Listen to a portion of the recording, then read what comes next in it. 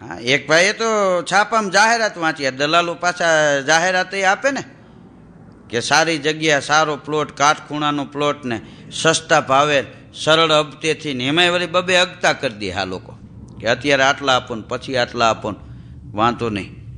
તે ફોન કર્યો, છાપામાં દલાલની જાહેરાત હતી ને, એટલે કે ભાઈ કાલાવડ રોડ ઉપર કે પ્લોટ છે એવું વાંચ્યું છે મેં. હા છે ને, શું ભાવ હાલે? કે 20,000 15,000. કે ભાઈ મેં બીજા દલાલને ફોન કર્યો તો એ તો 8,000નું કહેતા કે હોય ને એમ તો સસ્તા ભાવ નહીં હોય, 6,000માં તમને પ્રોપર કાલાવડમાં આપું. બોલો. એ ઓલો હવારમાં ફગાહે ચડી ગયેલો, એ કે તો બહુ સારું, લ્યો આપણે ફાઇનલ. તે કાલાવડ રોડને બદલે કાલાવડમાં પલોટ દાબી દીધા. બોલો.